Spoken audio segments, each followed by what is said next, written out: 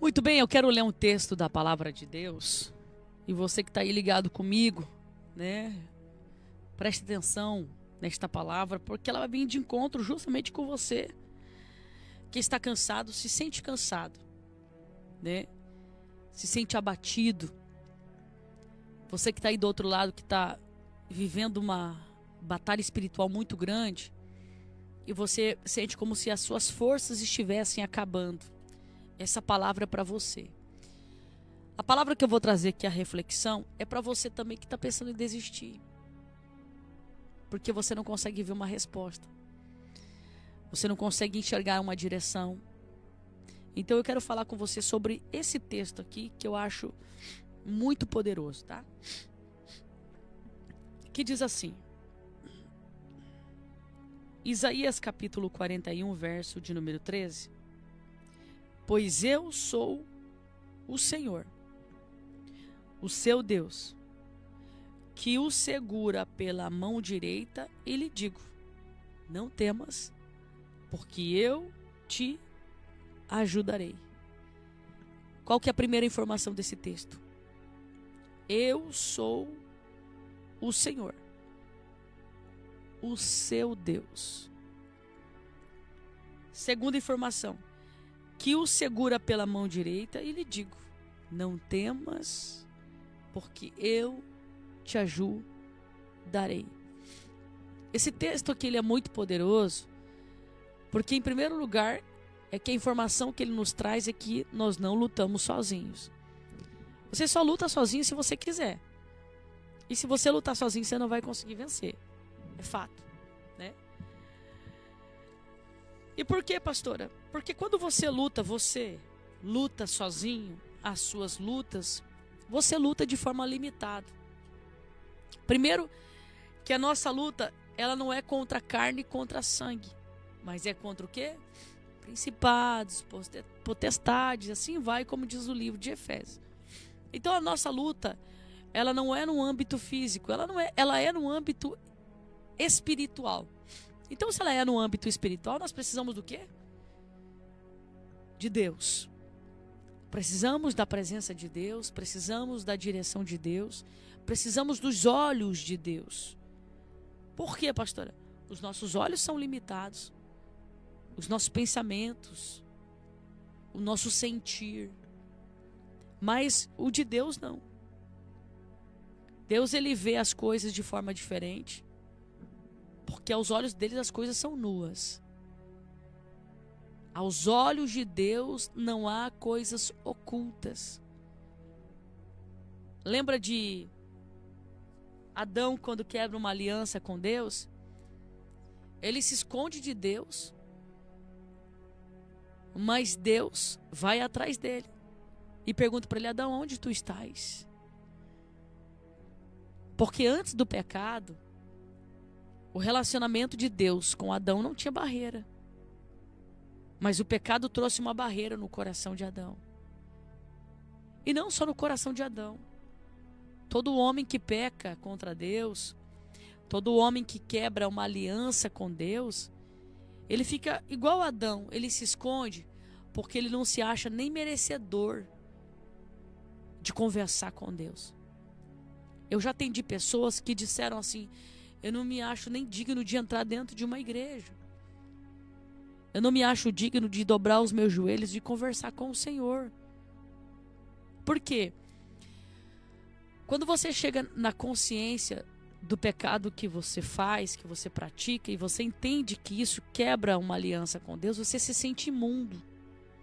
Uma pessoa que peca contra Deus, uma pessoa que faz coisas que desagradam ao Senhor e não sente isso, esse desconforto, é uma pessoa que já está com a mente cauterizada, totalmente aprisionada e escravizada por aqueles, o quê?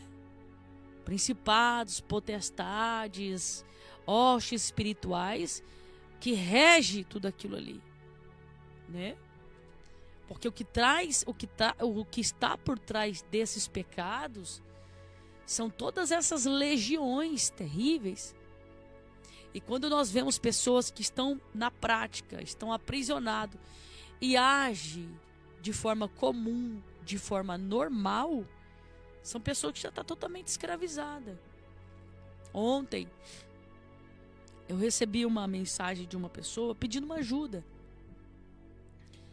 acerca de uma outra pessoa. E ali na conversa, justamente nós falávamos sobre o abismo que essa pessoa entrou. E eu dizia justamente para esse irmão que a escolha que essa pessoa fez, se não houver um despertar, chega uma hora que essa vida será ceifada. E esse é o grande problema do pecador que não se arrepende. Há muitas pessoas que sabem que... Eu já ouvi isso assim, ó. Eu não tenho forças para voltar. Mas eu sei que no último segundo Deus vai me dar uma oportunidade de me reconciliar. Olha o engodo que o diabo traz na mente das pessoas. E há muitos que não saem dessa prisão espiritual por conta disso. Não sai. Você está entendendo? E só que essa prisão espiritual, essa cegueira espiritual, ela não deixa a pessoa enxergar que ainda existe uma misericórdia. Ainda existe uma misericórdia. Quando nós lemos aqui no texto dizendo que Deus, ele se revelando ao profeta Isaías, dizendo: eu sou o seu Senhor. Ele está dizendo: eu sou o seu dono. Eu sou o seu criador. Eu paguei o preço. Você está entendendo, meu irmão? E nós temos que entender que a morte de cruz, lá na cruz do Calvário, no Novo Testamento, ele não foi em vão. Não foi. Pastor, então por que as pessoas estão se perdendo? Se Deus é o nosso Senhor, por que as pessoas estão se perdendo? São por escolhas. Há muitas pessoas que, infelizmente, estão escolhendo um caminho de perdição. Há outros que, mesmo no caminho de perdição, estão buscando socorro em Deus. E para esses que, mesmo no caminho de perdição, estão querendo sair disso e estão buscando um socorro em Deus, aí o Senhor está se revelando como aquele que estende a mão direita, a mão de autoridade, a mão apostólica, a mão que traz segurança, a mão que te coloca em equilíbrio, a mão que te coloca em lugares firmes. Ele se apresenta com essa mão e te diz: eu te ajudo. Eu vou te ajudar. Você quer sair dessa situação? Eu vou te ajudar. Só que tem uma questão muito forte aqui. Para essa mão descer, para essa mão se estender, para essa mão te ajudar, você precisa ter consciência de que você precisa dessa mão. Você precisa ter consciência que o lugar aonde você está, a prisão talvez espiritual que você está, você precisa sair desse lugar. E eu te pergunto, qual é a prisão espiritual que você está? A prisão da tristeza? Da angústia? Do buraco aqui no seu peito? Há muitas pessoas, irmãos, que têm muita dificuldade de buscar ajuda. Que fica lutando contra os seus leões sozinhos. E se nós buscamos a vencer essas guerras sozinhos, isso pode nos sucumbir. Isso mostra a autossuficiência. E há muitas pessoas que são assim, porque eles veem que no entendimento deles, em algumas coisas eles são fracos, mas em tantas outras eu sou forte. E quando você olha para Sansão, ali tem uma história bem clara que nos mostra que o diabo, quando ele quer destruir alguém, ele vai tentar, até fazer com que você traga à luz a sua fragilidade. Uma coisa é você ter uma fragilidade, outra coisa é você demonstrar ela. Uma coisa é você ser fraco em uma área da sua vida, outra coisa é você colocar isso para fora. Uma coisa é a sua fraqueza, é olhar mulheres. Ou melhor, é desejar mulheres. Uma coisa é a sua fraqueza, é desejar homens. Outra coisa é você olhar para essas mulheres desejando, você olhar para esses homens desejando. Uma coisa é a sua fraqueza ser a pornografia. Outra coisa é você pegar o seu celular e olhar a pornografia. Uma coisa é a sua fraqueza ser o cigarro. Outra coisa é você estar num ambiente onde as pessoas fumam e instigam você a pegar esse cigarro e fumar também. Então são coisas diferentes. O que o diabo quer mostra muito claro na história de Sansão e de Dalila como que ele trabalha. As estratégias que ele usa para chegar a descobrir aonde está a sua força. Não porque eu olho para ele e ele parece ser um homem tão forte. Eu olho para ela, ela parece ser uma mulher tão forte. Ele é um homem de oração, ele é uma mulher isso. Mas aonde está a fraqueza? Eu preciso descobrir. E é aqui que mora o perigo. É aqui que mora o perigo. Dalila, ela foi comendo pelas beiradas, como diz aqui no Brasil. Eu falo assim porque nós estamos linkados com o Paraguai e com a Argentina. Dalila, ela foi através da sua sensualidade, através das suas palavras de manipulação, ela foi buscando descobrir qual era a força de Sansão. E Sansão, apegado na sua vaidade, porque se Sansão tivesse a consciência de que a força que ele tinha não era dele, eu não digo nem a consciência, eu digo a humildade, porque consciência ele tinha. Deixa eu corrigir aqui. Se ele tivesse a humildade de entender que a força que ele tinha não era dele, vinha do Senhor, o resultado da vida dele não teria sido aquela. E nós não leríamos a sua história de uma forma tão triste como foi. Sansão, ele foi pego pelos olhos, pelos desejos da carne. Ele viu, ele desejou. E como que foi o fim da sua morte? Como foi o fim dos seus dias? O que fizeram com Sansão? Tudo que o diabo quer, tudo que Satanás quer, é descobrir qual é a sua força. O que te move nessa fé tão viva dentro de você? O que te move a acreditar em um Deus que mesmo você estando na prova, você não deixa de orar? O que te move a buscar um Deus que mesmo no meio da luta, da adversidade, você não deixa de ir para a igreja? Buscar o Senhor. E é isso aqui que você precisa deixar bem vivo dentro de você. Porque eu tenho dito nos últimos dias, e parece ser até redundante, mas eu vou dizer de novo. Os dias que estão por vir, que está bem próximo, tá? Muito próximo. Serão tão difíceis, que se nós não tivermos ligados no Senhor, nós não vamos suportar. Não vamos. Não vamos. Por quê, pastora?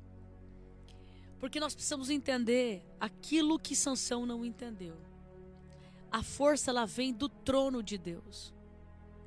A força, a presença que nos fortalece, que o mundo chama de energia, que o mundo chama de frequência, que o mundo chama de um monte de coisa, nós chamamos de presença de Deus.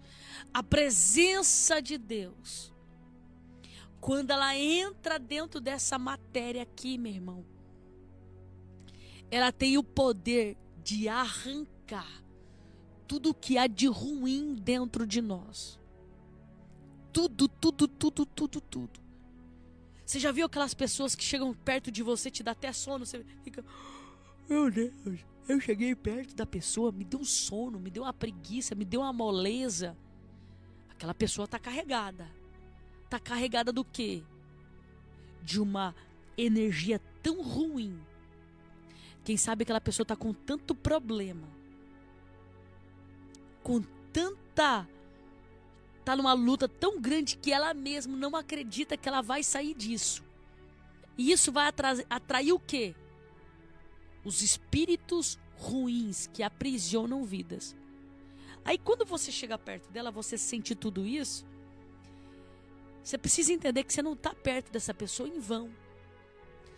O Senhor quer que aquilo que está sobre você alcance o coração desta pessoa e você comece a pregar o evangelho para essa pessoa.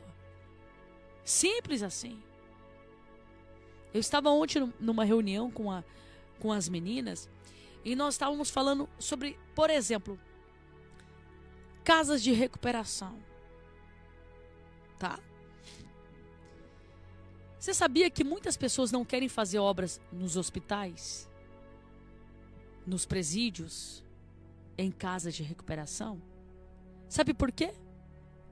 Porque há pessoas que falam assim, esses lugares têm muitos demônios. Aí eu te pergunto, só nesses lugares?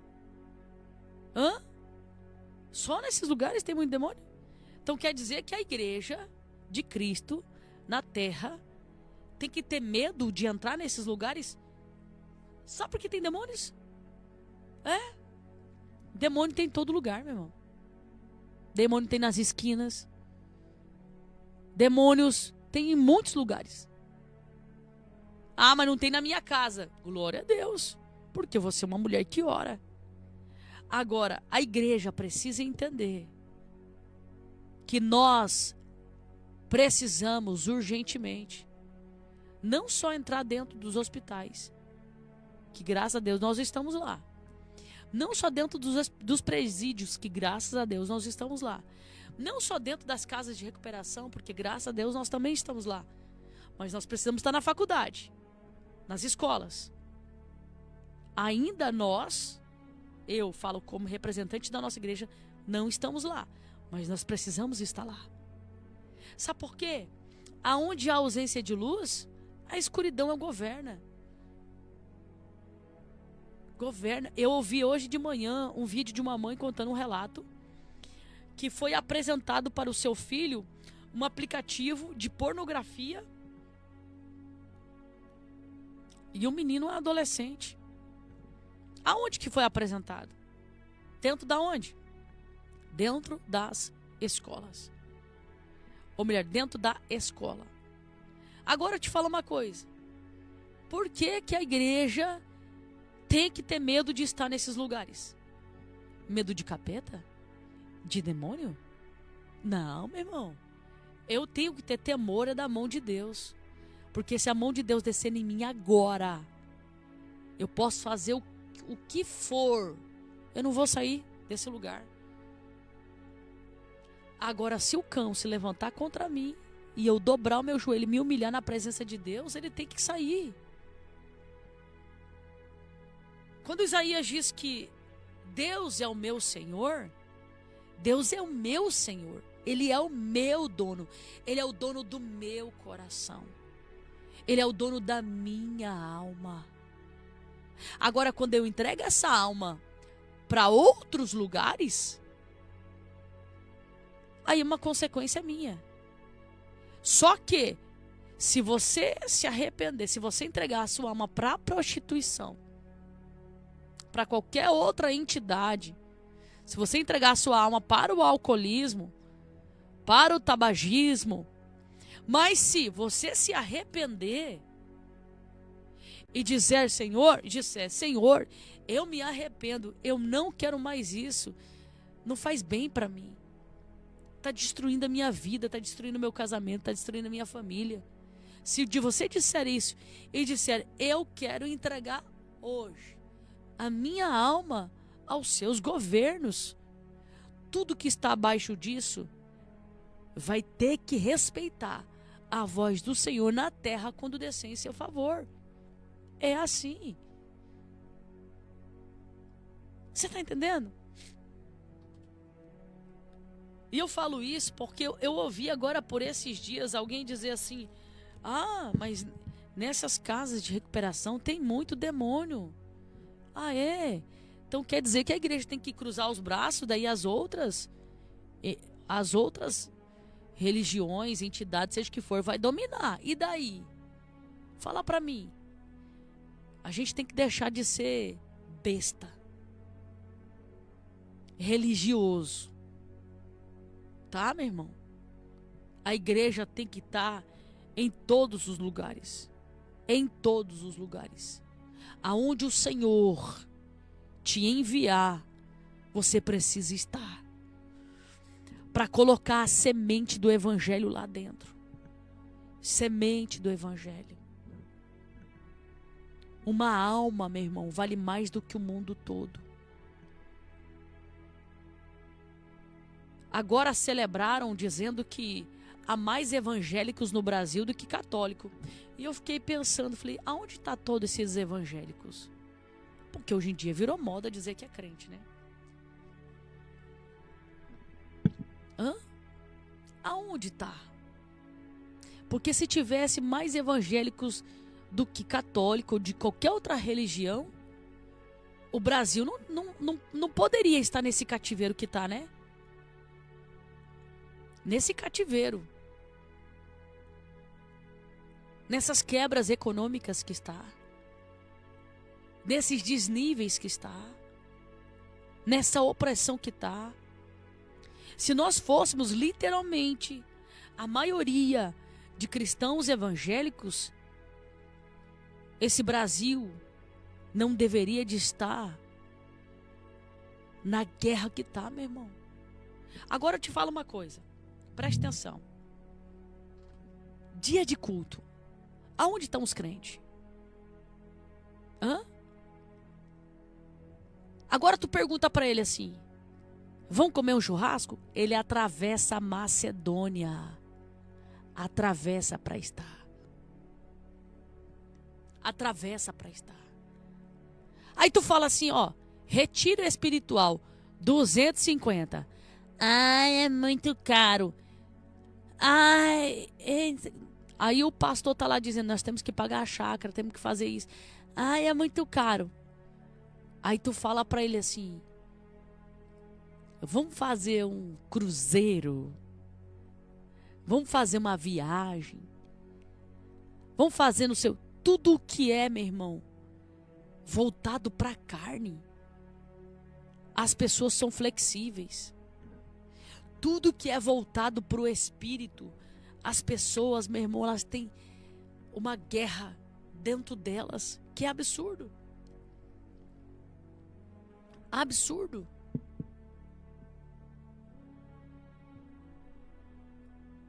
Nós estamos vivendo os últimos tempos da igreja na terra. Era para os templos estarem lotados de pessoas sedentas, buscando a Deus. Mas espera um pouquinho que isso não vai demorar. Espera um pouquinho. Espera só um pouquinho que isso não vai demorar, tá bom? Tá ok? Não vai demorar não. Espera um pouquinho que não vai demorar, que vai ficar igual na época de Covid. As pessoas brigavam para cultuar. Brigavam, que eu digo no bom sentido. Que eu lembro que nós fazíamos listas, que era obrigatório, né, o espaçamento. Aí as pessoas ligavam para a secretária e dizia: nossa, o irmão que cultuou de manhã, será que não deixa os irmãos cultuar à tarde? Os que não conseguiram ir de manhã? E depois? Quantas pessoas que na Covid, no leito de morte, contemplou o inferno, os demônios dentro dos hospitais. Quando saíram das UTI, das intubação, vieram de joelho para dentro da igreja voltar para Jesus. E em menos de 3 meses já estavam de novo no mundo. Você está entendendo, meu irmão? Agora você vem falar para mim que isso são cristãos? Cristão firmado na rocha é diferente. O cristão firmado na rocha, ele sabe que a sua vida aqui é passageira, que nós somos eternos, que a eternidade nos espera, que nós temos que guerrear nesse mundo e cumprir a nossa missão, porque o Senhor nos espera lá na eternidade. Que nós temos uma missão aqui nesse mundo, que é levar a semente do Evangelho, que é resgatar almas para o reino de Deus, porque o Senhor quer nos usar para a vida daqueles que estão perdidos. Agora tem pessoas, irmãos, que ele serve a Deus abaixo de pressão. Se ele adoece, ele volta para Jesus. Agora, se ele não... Olha o que eu ouvi de uma pessoa aqui da igreja. Não vou falar o nome. Uma pessoa foi para o leito de morte, irmãos. Leito de morte. Fez uma cirurgia estética. Não é cirurgia estética, mas cirurgia bariátrica. Quase morreu. Tá? Lá no leito de morte. Falou assim, que iria voltar para Jesus se Deus o livrasse da morte. Primeiro ponto. Ela faz uma oração, faz uma aliança com Deus, conversa com Deus e tal. E aquilo que parecia ser impossível, aquela pessoa sai. Sai, vai para a igreja, mas não demorou muito tempo. Desviou, porque igual eu falei para você, Dalila, ela vai encher os seus olhos. Por quê? Porque ela quer furar os seus olhos e quer arrancar a sua força. Vai para o mundão de novo, desvia do propósito de Deus e depois 7 anos se passam. 7 anos. A mesma doença que levou ela para a UTI está voltando de novo, do pós-cirúrgico que deu uma rejeição. A mesma. Quando vem a mesma doença... então foi Deus que colocou... Meu irmão, escuta aqui uma coisa. Você está fazendo a vontade do diabo. Não digo você. Estou citando um exemplo. A pessoa está fazendo tudo o que o diabo quer. Tá? Tudo que o gramunhão quer. Fala para mim. Foi Deus que furou os olhos de Sansão? Foi Deus? Não. As consequências dele fez com que ele fosse perseguido, fez com que os seus inimigos furassem os seus olhos. Deus não tem nada a ver com isso. Esse é o nosso problema. Nós fazemos uma aliança com Deus, a misericórdia de Deus desce, manda os demônios embora, desce e arranca, aí depois você troca a Deus por causa dos demônios de novo. O que aconteceu? Agora, esta pessoa lá no leito de enfermidade, 7 anos depois, da mesma doença, lá no leito de enfermidade, está lá de novo dizendo para Deus, Deus, agora se o Senhor me tirar, eu vou te servir, agora de verdade. O que aconteceu? Desceu a sepultura. Você acha que agora que deu legalidade, o diabo vai soltar desse jeito? Não, meu irmão. Não. Por isso que eu falo para você. Enquanto houver fôlego de vida, ei, você que está afastado, você que está me ouvindo aí, aí nesse carro de Uber aí. Deus está me mostrando alguém que está me ouvindo carro de Uber. É com você que Deus está falando. Você está esperando o quê? Deus me revela alguém dentro de um carro de Uber. Misericórdia? Misericórdia mesmo. Você está esperando o quê? O quê? Fala para mim. Não temos mais tempo, meu irmão. Não temos mais tempo. Alguém outro dia falou para mim, mas pastor, eu tinha ministério. Olha o que o diabo fez, ele me derrubou no pó. Eu falei, Deus pode te dar em dobro a glória da segunda casa.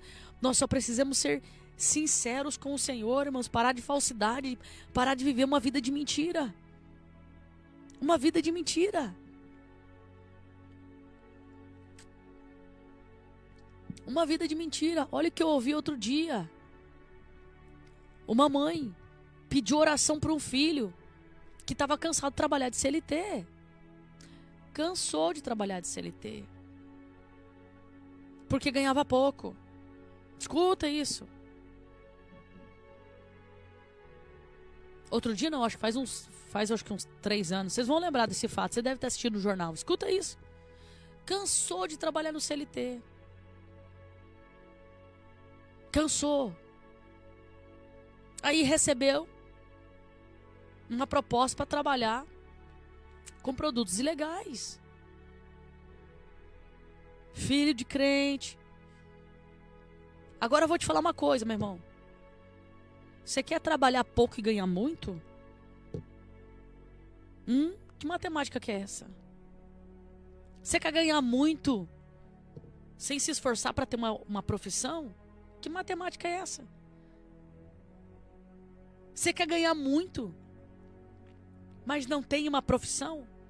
Que matemática é essa? Ou você quer ganhar muito e talvez até ganhe um dinheirinho bom, mas não é fiel com o Senhor?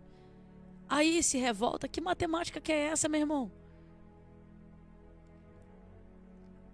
A mãe pede oração para o filho, sabe por quê? O filho em alta velocidade foi fugir da polícia, bateu o carro. O amigo morreu carbonizado. E ele estava com feridas gravíssimas. O carro pegou fogo. O médico disse para aquela mãe, não tem condições, ele vai ter dias de vida. A mãe pede oração, porque ela tinha esperança que o filho, mesmo naquela UTI, ouvisse a sua oração. Quando o médico desengana ele, porque ele ficou em estado... O amigo torrou. Ele ainda conseguiu sair dos negócios ali, das ferragens dos negócios. Se queimou todo, mas conseguiram pegar com vida. A mãe pede oração, vai para o hospital, começa a falar no ouvido do filho. E dizer, filho, quantas vezes a sua mãe te aconselhou? Quantas vezes? Cada vez que você saía de casa para fazer essa viagem, eu dizia para você, meu filho, isso tem legalidade no mundo espiritual. O diabo, ele pode ceifar a tua vida, não faça isso. E você dizia o quê, meu filho? Deus está comigo, mãe. Porque toda vez que eu saio, eu faço a minha oração. Olha o engodo do diabo, meu irmão. Você sai da sua casa para trabalhar com ilegalidade e você acha que Deus está com você? Você sai da sua casa, você trabalha com ilegalidade, você faz acerto com polícia na rua e você acha que Deus está com você? Meu irmão, o mundo espiritual está aberto. O diabo só está esperando o momento certo para ceifar a tua vida. É assim. E ela contou no seu testemunho que as lágrimas desceram. E ela entendeu que ele estava ouvindo. O médico disse que já estava só esperando para despedir, para desligar o aparelho. Mas olha a lágrima descendo. E ela disse, meu filho, reconcilia com o Senhor. Para que o Senhor te receba na eternidade. Aquele menino parte. Mas eu digo para você. Quantos que não têm esse segundo? Quantos? Fala para mim, meu irmão. Não, mas é que eu só vou construir a minha casa e eu só vou fazer não sei o quê. Mentira. Mentira. Não, você sabe que não é assim. Você sabe, mas as pessoas estão brincando com Deus. E eu finalizo aqui para dizer algo para você, meu irmão. Escuta que eu vou lhe dizer. Lembra aquela visão que eu compartilhei com vocês há 3 meses atrás? Que eu vi um buraco negro se abrindo no céu? E muitos demônios descendo. E era como se eles recebessem um comando, porque uns iam para um lado, outros iam para o outro.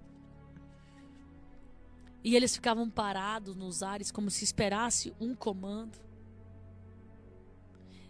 E que daquele buraco saía um cheiro de defunto. Escuta o que eu vou lhe dizer, irmãos. Nós precisamos orar.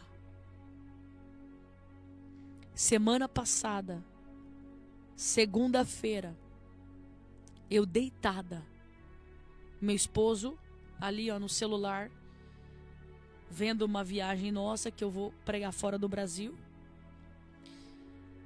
Eu deitada, Deus me deu uma visão muito forte. Eu acordo, abro a minha boca, falo pro meu marido, falei, amor, é assim, assim, assim. Segunda, na terça-feira meu marido passa mal, na quarta ele passa muito mal, na quinta, no sábado, ele passa muito mal.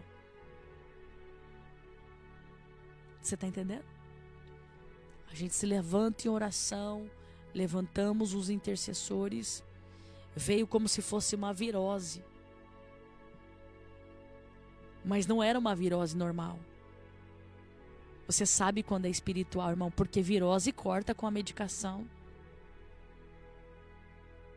Ele fazendo medicação, o enfermeiro vindo em casa, fazendo medicação na veia. E olha como que Deus é tremendo.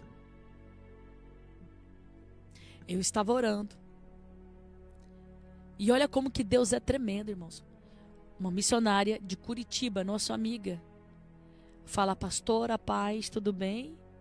Uma amiga minha que nem te conhece aqui em Curitiba, teve uma visão com a senhora.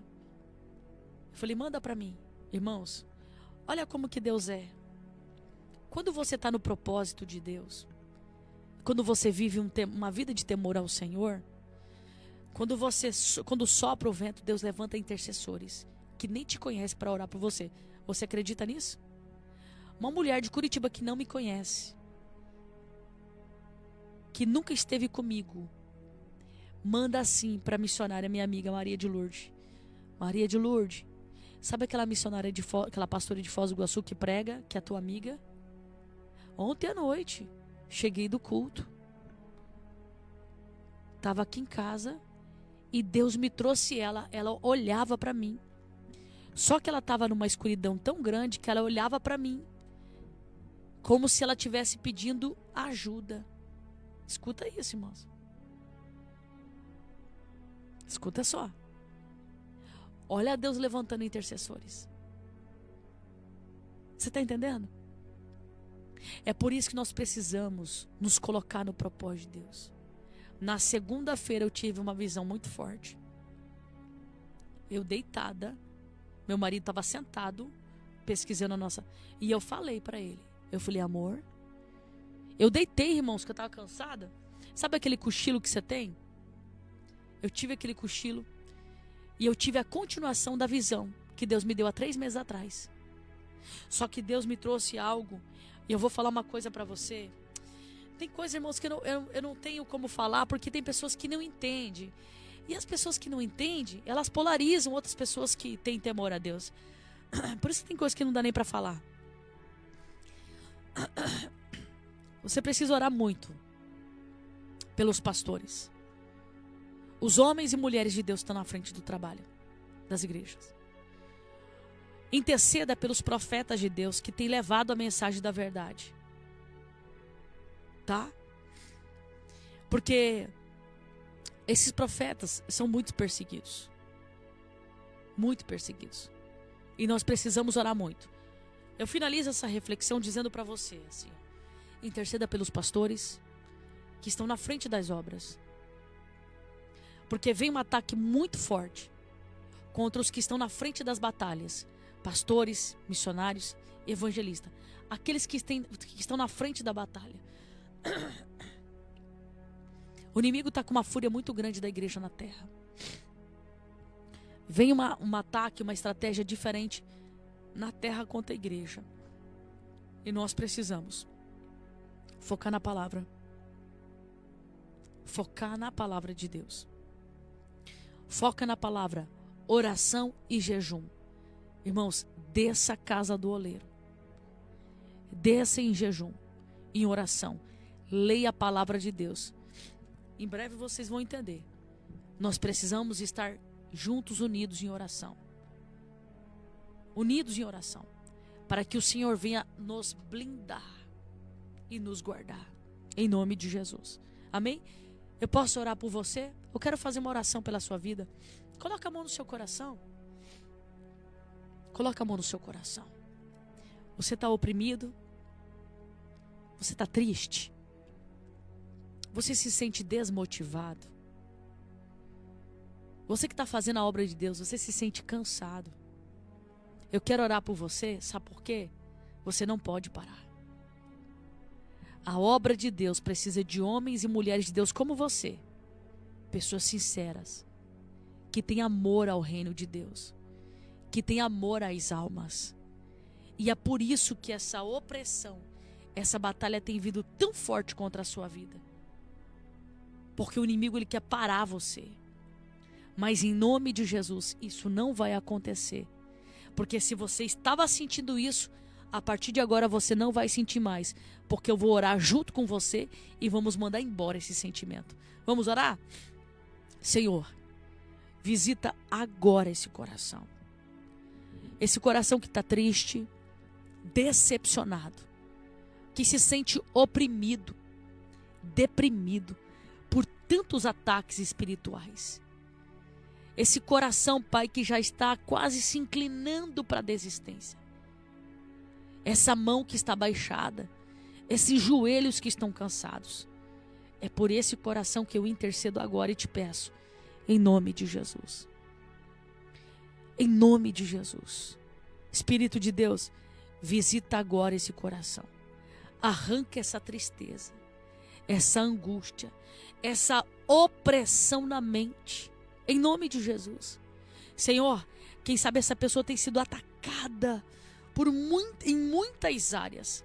Mas eu te peço agora, coloca o escudo da fé. Coloca o capacete da salvação. Coloca a couraça da justiça. O cinto da verdade. A sandália do evangelho. A espada do Espírito. Em nome de Jesus. Coloca esse escudo, Pai, para proteger esta pessoa. Blinda esse coração. Senhor, levanta esse soldado de novo.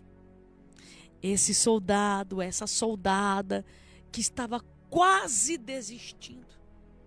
Mas que a partir de hoje, a mão de Deus está descendo. Está restaurando as suas forças. Ei, o Senhor está restaurando as suas forças. E eu quero profetizar esta palavra para você. Isaías 41:13. Pois eu sou o Senhor, o seu Deus, que o seguro pela mão direita e lhe digo, não temas, porque sou eu quem te ajudo, diz o Senhor. Receba essa oração no seu coração. Amém?